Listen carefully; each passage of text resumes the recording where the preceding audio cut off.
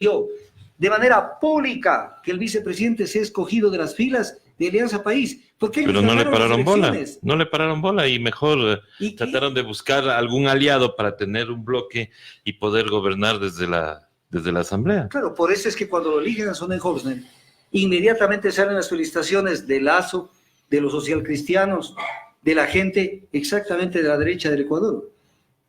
Y entonces allá le dejaron con las narices prácticamente largas al movimiento Alianza País. Porque no le hicieron caso. O sea, Jimena Peña como que dijeron, ve, tú estás ahí para votar en lo que se te diga y para tapar lo que tengas que tapar. Y punto, para nada más.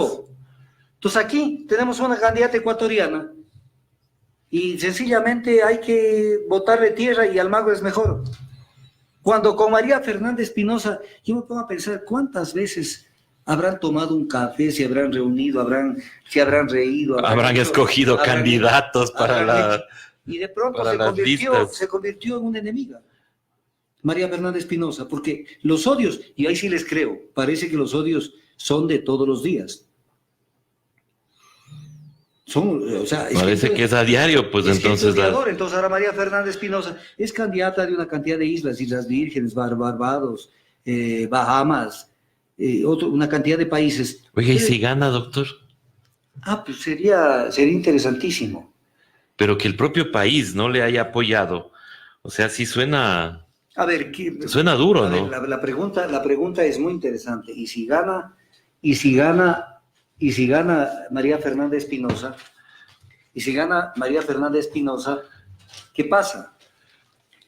Yo me estaba poniendo a pensar, y perdóneme que me robe unos minutitos. Claro, sí, doctor. Está pasando en el escenario internacional algo que la gente no lo está viendo y que, claro, no nos interesa como ecuatorianos, pero nos interesa como gente que conocemos el mundo. Esto que está pasando con el príncipe Harry. Le pegó una movida del piso a la monarquía inglesa, de Padre y Señor nuestro. Porque le dice a la monarquía inglesa, le dice que no quiere él seguir viviendo de las rentas de la monarquía, que quiere valerse por sí mismo con su esposa y que quiere ser independiente. Entonces, cuando todos quieren tapar esto y que se mantenga medio que nadie se acuerde, este momento volvió al tema del tapete en Europa de si convienen las monarquías, si deben ser financiadas por los estados, porque le cuesta un ojo de la cara a cada estado mantenerlas. Pero viene el tema. Yo lo digo en este medio, y que obviamente a mucha gente no le va a interesar lo que digo. Uh-huh. Harry va a ser un exitazo en la vida privada. Primero, por la valentía que lo hizo. Segundo, porque es una persona muy bien formada, tiene una buena educación. Segundo, le van a abrir las puertas por todo lado, o como empresario, o como político, lo que sea. Y yo no quisiera pensar que en algún momento Harry sea el primer ministro de Gran Bretaña, que tenga que comparecer ante posiblemente su hermano Guillermo, que de pronto ya será el rey. No creo que a Carlos lo entronicen, y comparezcan los dos hermanos, el uno desde la sociedad civil y el otro desde la corona, a ver a quién le toca. Esto un poco es lo que puede pasar acá. Me hizo acordar con esto de María Fernanda Espinosa. Esto puede pasar acá, porque María Fernanda Espinosa sí tiene oportunidades. Sí tiene oportunidades. Claro, por eso le preguntaba, porque esas islitas son un voto, pues. Son un voto, y quién sabe, llega a la OEA y mañana, ¿qué dirán? Que no, que ahora ya la ven bonita y la ven agradable. O sea, entonces, ese tema hay que verlo a la luz de lo que puede estar pasando. Entonces, el tema es candente. O que entre doña María Fernanda y aplique la casta democrática contra Lenín Moreno, por ejemplo. María Fernanda Espinosa es una persona de cuidado en ese sentido. Ella es capaz de cualquier cosa. Ella es capaz. Ya les habló de xenofobia, por si acaso. Ya les hizo una declaración y les dijo que hay en el gobierno gente xenófoba. Entonces, María Fernanda tiene que cuidarse, porque nació de esa misma camada. Fue la canciller de este gobierno. O sea, viene el tema, fue la canciller de este gobierno, la primera canciller de este gobierno. Y sucede que de la noche a la mañana ya no es una buena candidata, es mejor Almagro. Entonces el tema es grave, pero es grave. Hay otro temita que no sé, igual si me permite, que lo toque. Por favor. Bueno, o sea, yo estoy de acuerdo, porque no me puedo tapar los ojos. O sea, la diplomacia moderna es una diplomacia que se mueve en aviones, pero hay límites. O sea, uno tiene que decir, a ver, yo voy a este foro o voy a reunirme con este país y voy a tratar de obtener esto. ¿No es cierto? Este va a ser el resultado. Y muchos de los resultados ya se trabajan con anterioridad. O sea, solamente se va a firmar y se ha firmado un convenio que al Ecuador le va a traer estos beneficios. Pero un poco viajar por viajar es un poco de familia. Aprovechemos la ocasión para conocer el mundo, lo que nos faltaba de conocer. Entonces, aparece la menor posibilidad y están en la posesión del presidente guatemalteco, que Guatemala con el Ecuador como que no hay mucho, ¿no? No, pues no se tiene mucha pero ya relación. Está en plena posesión. Entonces, a conocer Guatemala y hacer turismo, los han de llevar a que vean las ruinas mayas, que yo las conozco, he estado en Guatemala varias veces, ya, turismo. Y luego, aquí viene un tema. Está yendo para el 21 y 24 de enero, ya mismo, en estos días. Ya. O sea, el próximo martes. O sea, otro viaje. Va a estar, no, de Guatemala sale a Suiza. Ah, de ahí se va a Suiza. Sí, no a lo que usted cree, pues usted es un mal pensado. Va al Foro Económico Mundial que se llama, conocido como el Foro de Davos, en donde asisten los más importantes líderes empresariales y políticos de cada año. Entonces viene el tema, a ver, y va él a disertar. ¿De qué va a hablar? Si va a ir en calidad de líder empresarial, en este país no tiene en marcha ningún proyecto, y en 2 años, 8 meses, solo ha inaugurado el año lectivo. No, pues una cancha de sintética y un restaurante McDonald's, pues, doctor. No fue McDonald's, usted está faltando a la verdad. McDonald's. Fue KFC. No, McDonald's, doctor. ¿McDonald's fue? McDonald's. ¿No será que usted está trabajando para McDonald's? No, acá no trabajamos para ninguna empresa de esas, doctor.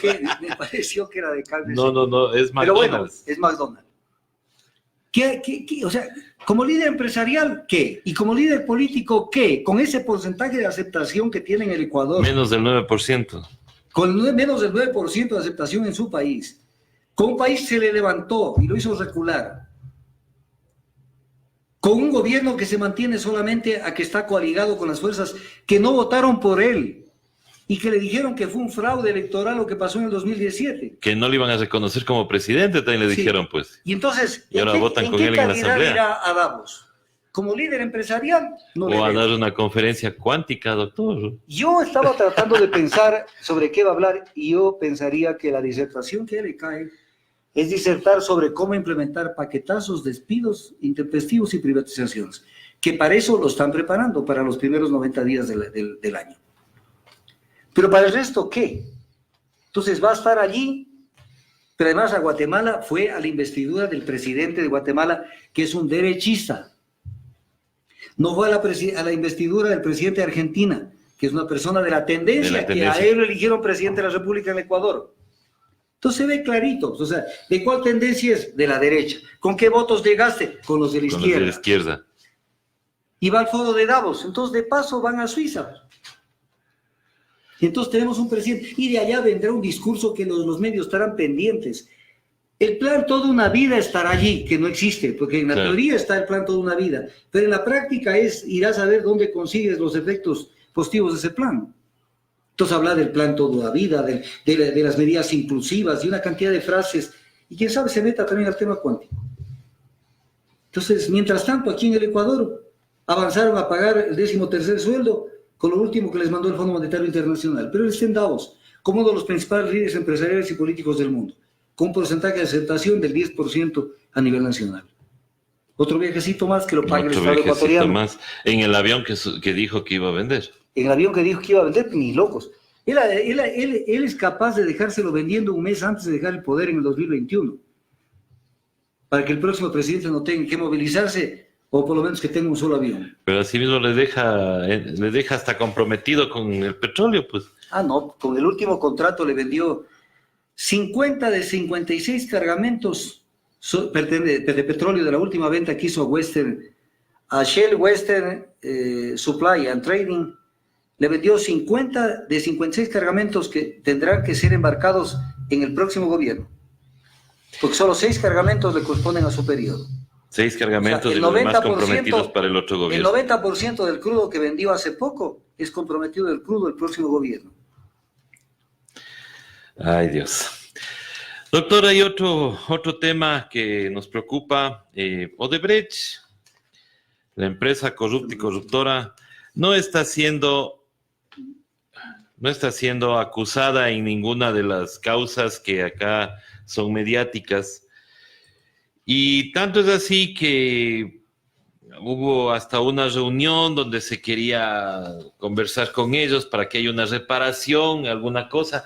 Pero resulta que ahora nos topamos con que Odebrecht nos está demandando, nos demanda al Estado, y está pidiendo como 180 millones que le paguen.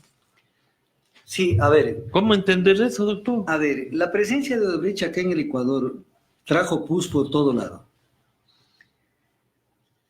No sé si tengo tiempo para leer, pero hay 12 contratos que firmaron. Por favor, doctor. El uno a las adendas celebradas en Hidropastasa y el consorcio Odebrecht dentro del contrato de construcción de la Central San Francisco. 1. 2. Ejecución del proyecto de riesgo trasvase Daula Vinces en la Secretaría del Agua. 3. Trabajos de preparación del área de implantación de la refinería del Pacífico. Todos tienen su costo. Son contratos individuales. 4. La construcción de la vía de acceso a la refinería del Pacífico. 5. La construcción del acueducto Represa La Esperanza. 6. Los estudios de gerenciamiento y fiscalización del poliducto Pascuales Cuenca.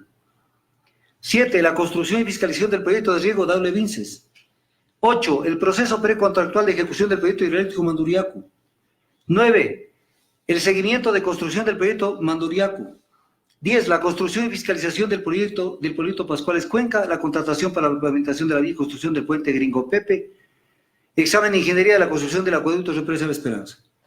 Doctor, para hacer esos contratos debe haber habido un informe de Contraloría, ¿no es cierto? Claro.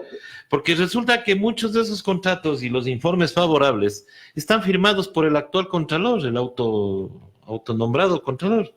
Sí, pero el tema es este. Solamente hablando de la Central San Francisco, solo de la Central San Francisco. La gerente de Hidropastasa de esos años, cuando se debatía y era candente el tema, declaró públicamente en los medios que el perjuicio de Odebrecht era de $250 millones. Entonces viene la pregunta, ¿cuánto resarció Odebrecht de esos 250 millones? ¿Cuánto debería? Es que hay que hacer un cruce de cuentas. Por supuesto. Pero además, aquí en lo que está demandando Odebrecht en este momento es $174 millones por el tema del poliducto Pascuales Cuenca. Pero veamos en qué consiste los $174 millones. Porque esto es terrible. Dice 50 millones por planillas impagas. Partamos de que es así. 50 millones por planillas impagas. 39 millones por la terminación y resolución del contrato. Lo que suman 89 millones. Como que dice es porque me terminaron unilateralmente y debían pagarme algo adicional, pero no es por planillas impagas. Entonces ya queda como en duda, ¿será de pagarle los 39?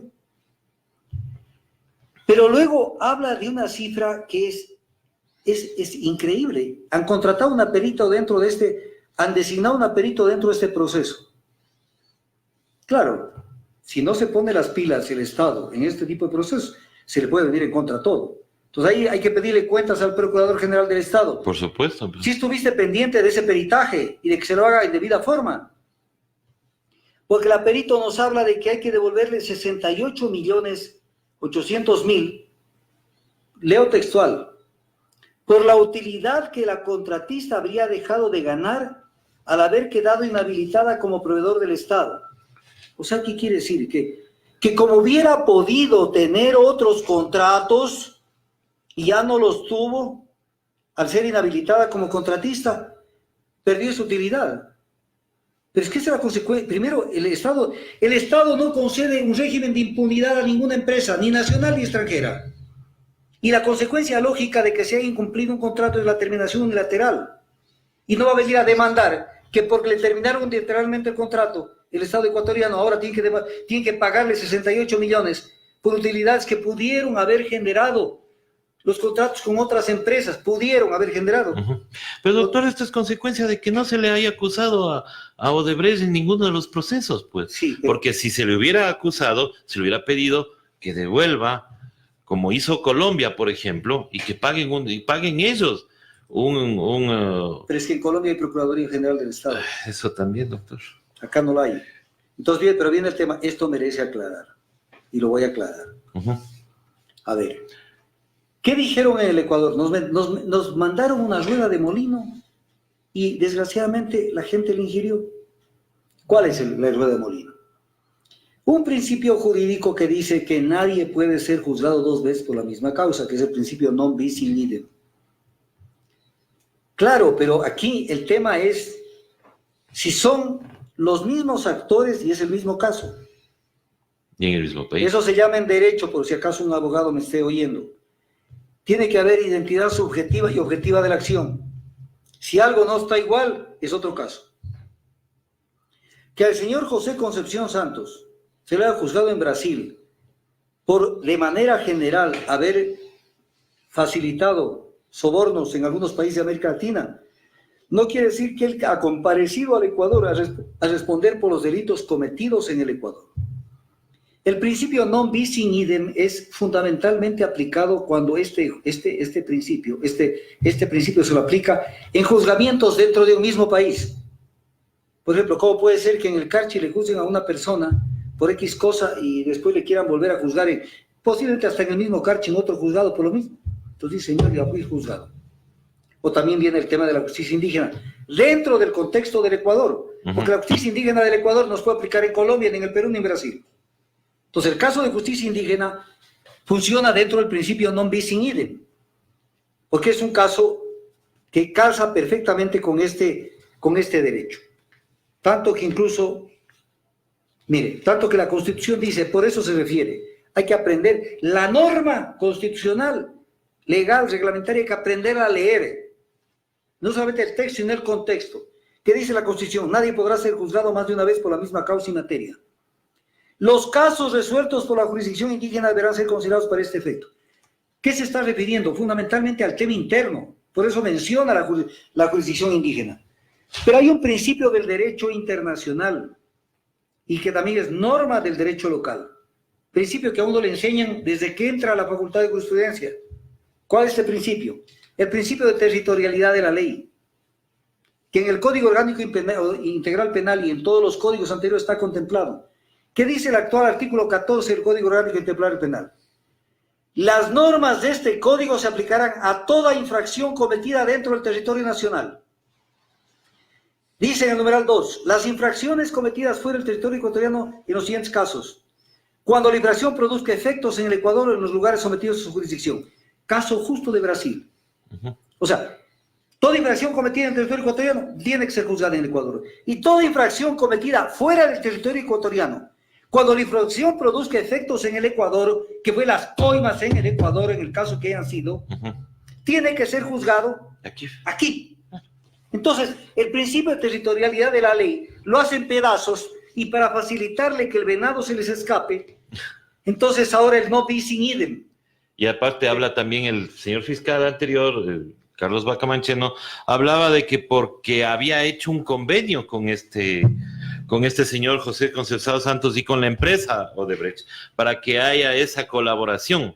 A ver, el tema es grave. Es grave y esto, si hoy no lo resuelven, este será un tema que se les quede y tendrán que verlo en los próximos 8 años la justicia ecuatoriana. No ahora que tienen ellos el control. ¿Por qué razón? Porque es un tema gravísimo. Porque en este caso, ¿qué es lo que dice Odebrecht? Odebrecht dice, hemos firmado un acuerdo de cooperación. Eso se llama, en el lenguaje internacional con Brasil, se llama acuerdo de leniencia, con la cual lo dejan en una situación de un limbo a Concepción Santos, no lo tocan. Además que él no ha hablado de todos los contratos suscritos en el Ecuador. O es que en el metro no hubo nada y en la Ruta Viva tampoco hubo nada. ¿No es cierto? Pero lo dejan ahí en el limbo. Pero lo grave es esto, y ahí sí pido que la ciudadanía me pare bola en lo que voy a decir. El director regional para América Latina de Odebrecht acaba de declarar en estos días, 2-3 días antes, algo gravísimo. Gravísimo. Y ahí no le veo a María Paula Romo que salga furibunda a ponerse a enfrentarse ni a fulano ni a mengano. Todos son como ovejitas, tranquilitos, sumisos. Dijo algo gravísimo. Dijo, si no nos pagan esto, lo que están reclamando con excesos, con excesos. Si no nos pagan esto, dice, puede ser que José Concepción Santos deje de colaborar. Entonces, ¿qué quiere decir esto, deje de colaborar? Lo voy a poner porque la gente no entiende. Todo ha sido investigado en los casos con Odebrecht, pero no se ha llegado a los juicios. No se ha llegado todavía, en ciertos casos, al tema de los juicios. Por ejemplo, el caso Sobornos. Si se dice, hubo tanto dinero de Odebrecht que llegó. En el juicio, que no es lo mismo que cuando se rinden versiones, en la etapa o de investigación o de instrucción fiscal, que son versiones, pero ya en el juicio, donde se presentan pruebas, y en ese caso pruebas testimoniales, entonces ahí amerita que Concepción Santos hable, para que ratifique lo que dijo en las versiones, porque si no se cae todo. Por supuesto. Entonces, ¿qué está haciendo el director de Odebrecht para América Latina? Chantajeando al Ecuador. Y si no me dan esa plata, Concepción Santos se va a quedar mudo. Y se les va a caer todos los casos. Se les va a caer todo. Pero, ¿y qué? ¿Nos dejamos burlar de esa manera con Odebrecht? ¿Dónde ha habido un cálculo real para decirle a Odebrecht, tiene que esto devolver al Estado ecuatoriano? O sea, pasar a atacar, pero obviamente con el cerebro, con los fundamentos, con información, para podernos defender, porque aquí va a pasar exactamente lo que pasó con Chevron. Que Chevron se fue, dejó los daños ambientales, y al final estamos esperando que nos diga la Corte de la Haya cuánto tenemos que pagarle a la Haya por haberle a la Chevron por haberle hecho pasar un susto de haberle intentado cobrar algo por los daños ambientales. O sea, se invirtió los pájaros disparando a las escopetas. Ese es como maneja la Procuraduría General del Estado los asuntos del Estado, de la defensa del Estado. Entonces, en este caso, aclárenlo. Pero ahí amerita, por ejemplo, la presencia de un jefe de Estado en Brasil.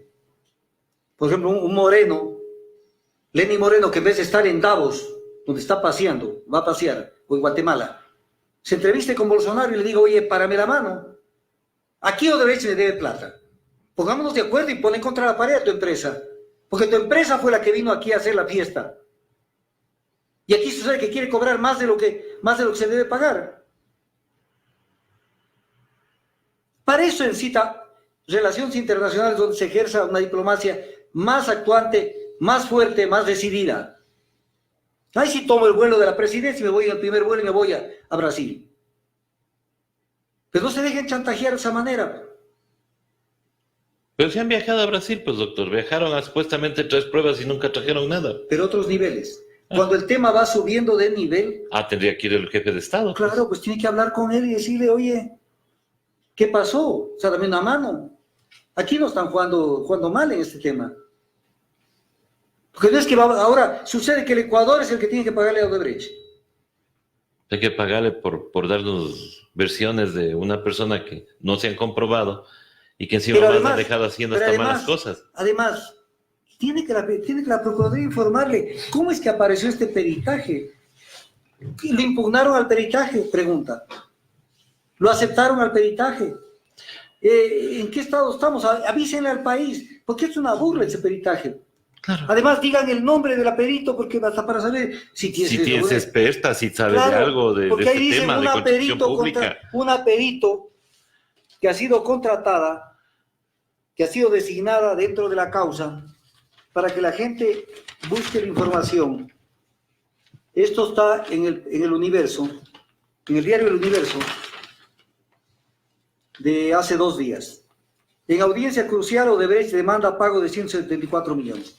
Es nada más entrar al diario El Universo, poner en audiencia crucial, Odebrecht demanda pago de 174 millones. Y les sale toda la información. Y aquí les habla de la perito que actuó. Que no se sabe. Que no sabe ni siquiera quién es. En el documento elaborado por una perita acreditada por el Consejo de la Judicatura. ¿Cuál es la perita acreditada? ¿Den el nombre? ¿O es también confidencial? Y también está dentro del convenio que firmaron con Odebrecht. Entonces sucede que ahora tenemos que pagarle a Odebrecht por el favor que nos hizo de cómo manejó sus relaciones con el Estado ecuatoriano. Y posiblemente digan que si no pagan, igual se les va a caer este acuerdo que firmaron, ¿no? Que no se sabe hasta ahora quién mismo es lo que firmó el fiscal Maca Mancheno. Claro, y hay que analizar los principios. ¿Cómo pueden poner el non bis in idem así de manera general, siendo que ya fue juzgado en Brasil? ¿Cómo que fue juzgado en Brasil? Aquí tenía que juzgarse ese caso. Y ahí sí somos mal pensados, y algunas personas dirán, entonces, o sea, esto fue fabricado para encarcelar a Jorge Glass, porque, o sea, estamos viendo que todo se les está cayendo, y encima más hasta son chantajeados por Odebrecht, que es la supuesta prueba madre de toda la acusación a Jorge Glass. Pero además hay un tema que en derecho penal se lo conoce como el delito imposible. O sea, es ese delito que es imposible que se lo cometa, porque falta algún elemento que es importante que conste en el proceso y que se lo pruebe. Voy a poner el ejemplo del cohecho. Uh-huh. Para que exista el cohecho, es necesario que exista el cohechador y el cohechado. Y que el cohechador responda con su prisión por todos los diferentes juicios que ha cometido por el tema del cohecho. Porque no es que con uno responde por todos. Entonces, ¿acaso a Carlos Pareja ya no le sigue un juicio, otro juicio, un tercer juicio, un cuarto juicio? Acá, entonces, José Concepción Santos y Odebrecht le cobran por todos. Pero además, José Concepción Santos es el funcionario de Odebrecht acá. Aquí debe responder, no él únicamente, sino la empresa. La empresa, el representante legal de la empresa. Claro, y representante allá también. Claro. Entonces, ¿cómo se han movido para esto? Que al final casi que comenzamos a contar los días a decir, ojalá por lo menos se vaya Odebrecht y no le paguemos nada ni nos cobre nada. Entonces estamos bien, y ojalá, y mañana ya vienen por otro contrato. Pero seguirán diciendo que esto se cae por Correa. Ah, claro. Correa tiene que responder por lo que pasó en su periodo, pero ya llevamos casi 3 años. Ya llevamos, César, 2 años, 8 meses prácticamente. Y en mayo son 3 años. Y en 3 años, ¿qué han caminado? Por ejemplo, encontraron, de este caso del poliducto, encontraron que tenía problemas.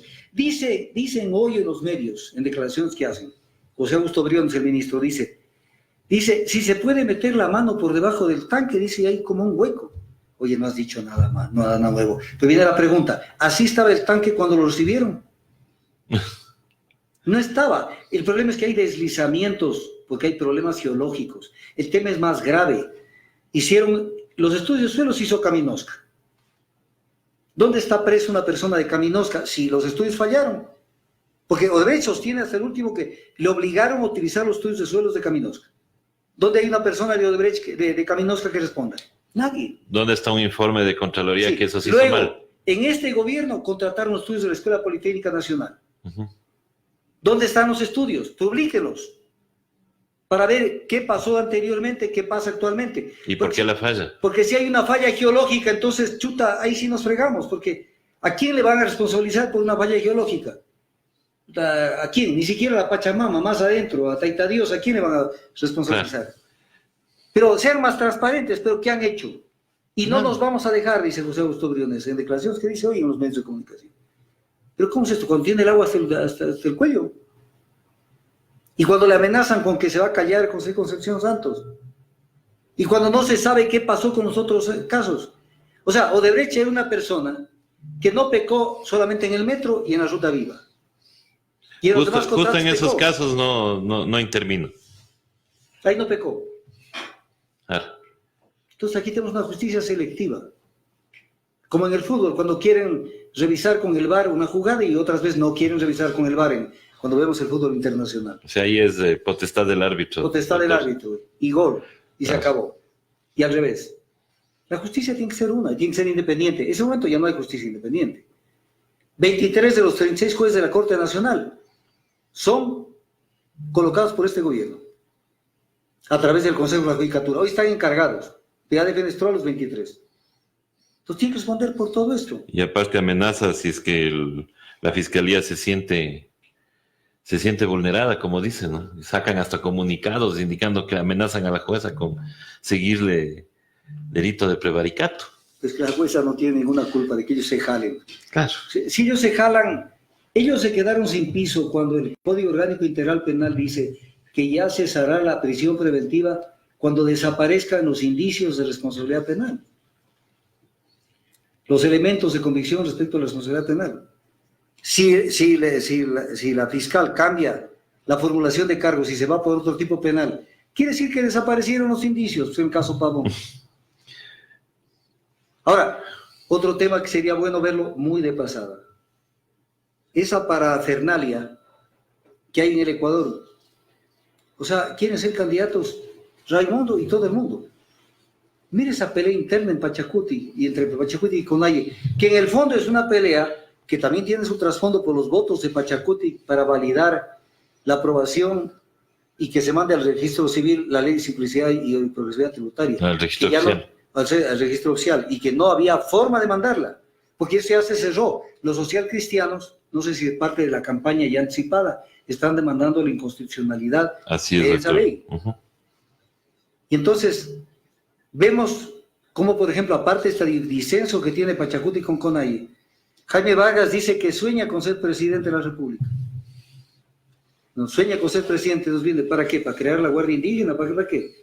Porque vos no tienes parte del Ecuador, o para dejar de usar la bandera del Ecuador, amarilla, azul y roja, y poner la bandera de 7 colores de Tahuantinsuyo. Para eso quieres ser presidente. Pero ahí también está lista, dice Lourdes Tibán, pues por ese lado. No, es que todo el mundo se mueve, pero además, buena parte de sus dirigentes, especialmente los de Pachacuti, se están moviendo con los candidatos de la derecha, sea Isidro Romero, sea Nebot. O sea, lo cual hace ver que ellos se disfrazan de indios, porque muchos tienen apellidos. Vargas no es un apellido indígena, pues es un apellido castizo. Se disfrazan de indígenas para ver cómo acceden al poder y se apropian de los recursos naturales. Estamos repletos de gente. Carlos Pérez Guartambel, ahora llamado Yacu Pérez, el apellido Pérez, apellido judío. ¿Y ahora qué hacemos? Aquí vamos a tener que pedir ADN o alguna cosa para un poco ver si los resucitamos a Huayna Cápac. Y no solamente eso, sino que incluso Huayna Cápac es mestizo, porque el mestizaje ha sido permanente en todos los pueblos de la tierra. Entonces ya se lanzó y comienzan a aparecer candidatos que no han abierto la boca para poner los puntos sobre las IES contra el gobierno que nos viene así despedazando lo jurídico, lo político, lo económico, la estabilidad económica del país, el asistencialismo. Por ejemplo, un tema importante, no pagaron durante el 2019 lo que debía pagar el gobierno por el 40% que se comprometió para pagar el tema del IES. A ver, y estén Davos, ¿de qué ir a hablar? Del plan Toda una Vida, de la ayuda al desposeído. ¿Y por qué no pagaron lo del seguro? ¿Y la ISFA? ¿Por qué no les pagaron? ¿Por qué no le pagaron a la ISFA? Y los que han luchado contra esto, ahora, que no han luchado contra esto, y han estado callados, ahora están de candidatos y ya están dando la vuelta al Ecuador. Doctor, y para elecciones, ¿qué va a pasar con el Consejo Nacional Electoral ahora que viene un juicio político para la señora Diana Tamay? Pues el tema es claro. O sea, en el país se ha institucionalizado la desvergüenza, la desfachatez. Sale uno de los directivos de Creo y dice que las mafias se quieren tomar el Consejo Nacional Electoral. Las mafias. Las mafias. El burro hablando de orejas. Sí, porque la misma Diana Tamaín declara que es Creo el que se quiere tomar el Consejo Nacional Electoral. Entonces, o sea, es la mejor manera de distraer la atención. Entonces, las mafias se quieren tomar el Consejo Nacional Electoral. Pues sí, Creo, lo dice a Diana Tamaín, y entiendo que se le va a escuchar en las intervenciones. Y están viendo cómo se la sacan, porque lo que necesitan es o ponerlo a Verde Soto o ponerlo a Pita de presidente del Consejo Nacional Electoral. Pero y además, hay que ver qué discurso tenía Verde Soto en sus años mozos y en sus años anteriores. Pues él estaba un poco más y tenía el Capital de Marx en una mano. Claro. Y en la otra mano tenía el Estado de la Revolución de Lenin. Y con camiseta de Lenin, claro, pero pues, del propio. Doctor, pero ¿no será también que es un castigo a esta señora Tamaín porque no les dio gusto con el informe de el gasto electoral de 2012-2016? Porque sale de que no haya ninguna irregularidad, pues. Sí, yo estoy de acuerdo que eso pesó, pero eso no pesó de manera sustancial, porque la idea de tomarse el Consejo Nacional Electoral viene desde el mismo momento en que se eligió las autoridades del Consejo Nacional Electoral. Bueno, seamos sinceros, a la señora Tamaín no le tocaba porque ella era del Consejo Transitorio y ella no podía haberse elegido nuevamente. Pero pasó. Y cuando fue el momento de elegir, Verde Soto creyó que era él, Opita creyó que era él. Y total, el momento de contar los votos, salió electa la de Diana Tamaín. Salieron de la sesión, pues. Claro. Y otra vez se volvieron a salir de la sesión. Por eso Diana Tamaín le dice a Verde Soto y a Pita, dice, ustedes siempre dejan armando el bochinche y se van. Y se van. Pues no se quedan a debatir. Entonces, desde el momento en que salió la noticia, electa presidente del Consejo Nacional Electoral Diana Tamaín, desde ese momento comenzó la conspiración. Y obviamente un elemento que suma es cuando dijo que en las elecciones del 2013 no ha habido irregularidades. Pero tengo un cuadrito acá que no lo puedo transmitir, pero solamente quiero que gráficamente me lean lo que quiero decir. Tasas de interés activas, efectivas, vigentes para el sector financiero privado, público, popular y solidario, a enero del 2020. Tasas, que es lo que más me preocupa. Microcrédito agrícola y ganadero, 19.26% anual. La referencial. La máxima va más arriba, va al 20.97. Microcrédito minorista, 25% de interés. ¿En qué país del mundo se cobra un 25% de interés para un microcrédito minorista? Y llega a 28.50 la máxima, la máxima tasa de interés. Microcrédito, estos datos publicados por el Banco Central, ojo. Ya. Métanse a la página del Banco Central, aquí no estoy inventando nada. Microcrédito de acumulación simple, 23.47%, de acumulación ampliada, 20.14%. Microcrédito de inversión pública y así. Entonces uno dice, y con estas tasas de interés, podemos hablar de lo que se lavan la boca políticos, el gobierno, los medios, y ya van a dictar en estos días, que creo que salen estos días, mientras estamos hablando de la ley del emprendimiento. Ajá.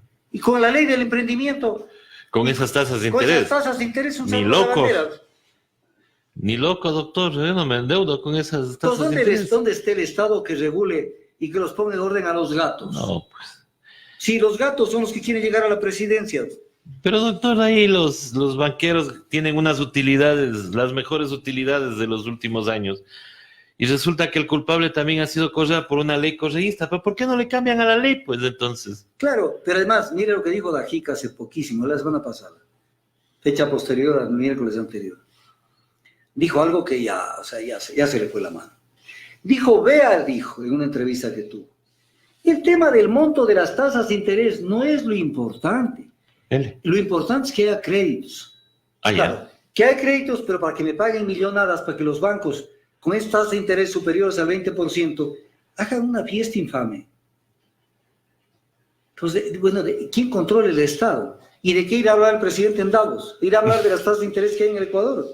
Ir a hablar de lo que le deben al Seguro Social. ¿Y no es un escenario parecido a 1999, doctor, en donde las tasas de interés también eran durísimas, no había cómo endeudarse? Es parecido. Y topando ese tema, y va para ir finalizando, doctor, ¿qué le parece a usted que la Universidad San Francisco de Quito está invitando para el 23 de enero a celebrar los 20 años de la dolarización? Y los medios de comunicación se han dado en una tarea de como lavar la imagen de quienes fueron los responsables de llevarnos a este sistema monetario, que si bien es cierto ahora tenemos una cierta estabilidad, pero el costo humano que... Pero cierta estabilidad con estas tasas de interés. Eso es lo que yo no entiendo ahora. Pues. O sea, con tasas de interés en una economía dolarizada, como las para el microcrédito superiores a 20%. Pero viene el tema. Partamos de un supuesto no consentido que la dolarización es la panacea, es lo mejor que le ha caído al Ecuador. Todo sistema, incluso un sistema de moneda propia y de dolarización, requiere tener gobiernos responsables. Porque si un gobierno que maneja moneda propia no lo maneja bien, lo que es la inflación se le dispara, porque tiene que comenzar a hacer emisión inorgánica de billetes.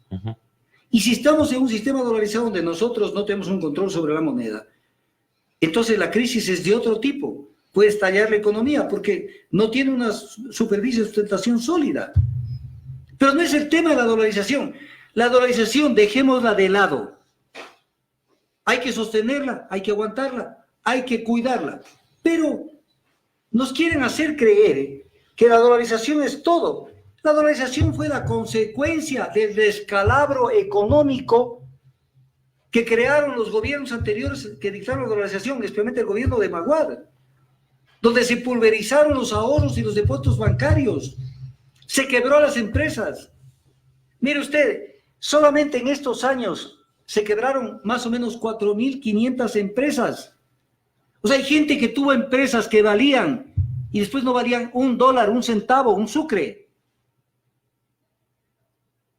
La gente se empobreció. La gente, incluso hay gente que murió porque no tenían dinero para curarse, siendo que tenían depósitos en los bancos que nunca los pudieron recuperar. Y entonces nos están y la Universidad de San Francisco, donde hay gente de mucho poder económico, van a festejar la dolarización. Váyanse para el diablo. ¿Y por qué no hacen un seminario sobre los efectos del feriado bancario? De cómo se empobreció incluso la clase media y la clase pobre del Ecuador. Que cuenten el caso Aspiazu. Que cuenten cómo fabricaron que desaparezcan ciertos bancos solamente por darle gusto a Guayaquil, como fue el Banco Popular, por ejemplo, manipulando y metiéndole la mano a la auditoría cuando tenía un patrimonio técnico que era sustentable ese banco. Entonces dijeron a Maguad, ¿cómo se te ocurre que 2 bancos de Guayaquil quiebren y no quiebre uno de Quito? Tienes que quebrar 2 de Quito, empate regional. Y por sobre el informe de Artur Anderson se buscaron un auditor de la calle para que venga y le diga, también hay irregularidades en esto. Pagaron a la gente. Hay gente que murió de pena. Les dieron infartos. El costo de las familias por la migración, doctor. La migración. Por eso decíamos de Maguad que le ofreció 600.000 plazas de trabajo, pero nunca le dijo al pueblo que eran para España. Allá ofreció. Y ahora es un héroe, o sea, un poco más Santa Ruiz de Llenata, San Yavil Maguad, San Gustavo Novoa, que de ese gobierno hay mucha tela que cortar. San Juan José Pons. Porque en ese gobierno es cuando se firmaron los contratos de participación, donde le metieron la mano al Estado ecuatoriano y lo perjudicaron con esos contratos lesivos, que tenían tasas de retorno superiores al 200%. Vienen a parecer como que ellos manejaron bien el país. Entonces, todo eso hay que verlo, y eso hay que analizarlo. No solamente que estamos dolarizados y hagamos la fiesta. Y traigámosle a Domingo Cavallo para que todavía más se exponga ahí. Entonces, hay que darse formas. Yo invito a los líderes sociales, las organizaciones sociales, que hagamos un recorderis con gente que todavía debe vivir de esa época y que den sus testimonios de cómo vivieron ese feriado bancario, cómo de la noche a la mañana teniendo recursos no tuvieron nada, cómo se esfumaron los activos de los bancos que quebraron, porque privilegiaron que determinadas personas que tenían papeles recuperen esos activos. O sea, y hubo de todo perjudicando al pueblo. Entonces, no se puede ocultar el efecto devastador que tuvo el manejo económico de Maguad, y ahora parece como que Maguad siempre tuvo la razón. Pero otra cosa que está en discusión, ¿a qué tasa de cambio debía haberse focalizado el cambio de los sucres? Porque más o menos lo que dices, nosotros contábamos con 400 y pico de millones de dólares y calculamos cuánto nos alcanzaba para convertir los sucres, pero ese no era el tema, pues. Porque se fueron a 25.000 sucres. ¿Cuánto ganaron las casas de cambios que se llenaron de dólares en fechas anteriores? ¿Acaso no habían casas de cambios vinculadas a la democracia cristiana? ¿O no? ¿O creen que somos giles? Así era, doctor. Por eso dice Proudhon, un filósofo del siglo XIX, antecesor del pensamiento de Engels, de Karl Marx y algunos de los filósofos posteriores. A él le decían anarquista a Proudhon. Y Proudhon dice, toda propiedad es un robo. Porque si se jala un poco la piola hacia atrás, los que tienen hoy la cara limpia y bien lavada, hay que ver cómo la hicieron hace 20, 30, 40, 50 años. Habían casos de ministros de finanzas aquí en el Ecuador, que siendo ministros de finanzas tenían casos de cambios. Y eran tenedores de deuda también. Por favor. Y esos son los que nos dan clases de moral al Ecuador. Así y nos es. quieren seguir colocando presidentes en el Ecuador. Nos quieren que ahora venga el cambio en el 2021. ¿Cambio de qué? No les vamos a permitir. Ellos ya tuvieron la oportunidad y nos demostraron lo que eran durante todos los años donde se feriaron los recursos del Estado. De tal manera que este año va a ser un año duro, porque además el gobierno va a tomar medidas económicas los primeros meses. Y hay que estar atentos antes de ello para que la gente aprenda. Antes de que la leche se derrame, lo que se dice, no llores sobre la leche derramada. No esperes que se derrame la leche, porque ya derramada, ¿ya qué? ¿Qué recuperas? Ni la nata. Entonces, hoy es más que nunca volvemos a necesitar organización social. Y volvemos a necesitar liderazgo, pero de la gente que quiera pelear, no de la gente que haga presentaciones light.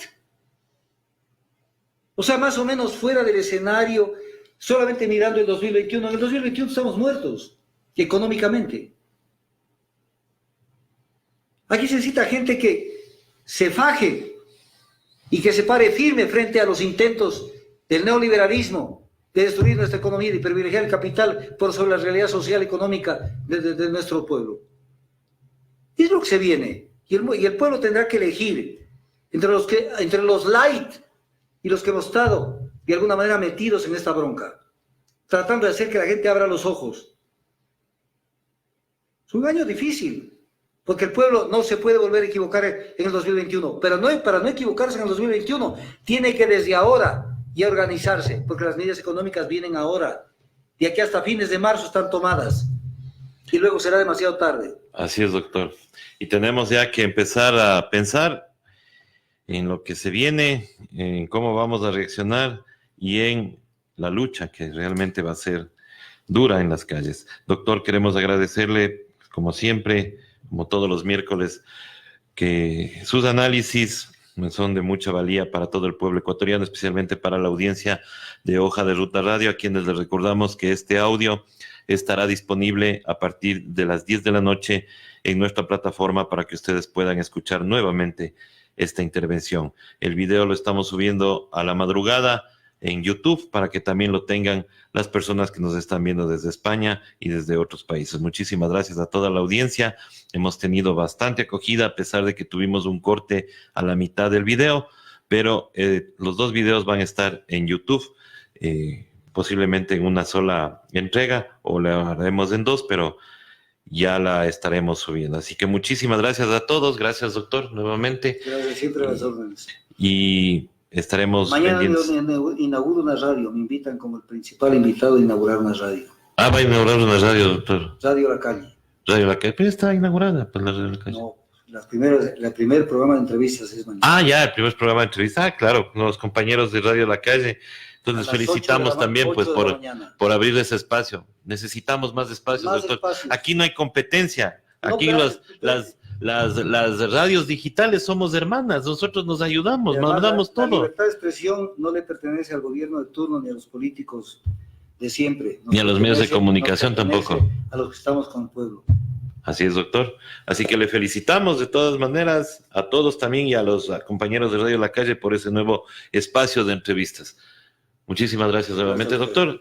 Y con ustedes, amigos, muchísimas gracias. Y estaremos el día de mañana ya con otro programa de Otras Voces en Hoja de Ruta Radio.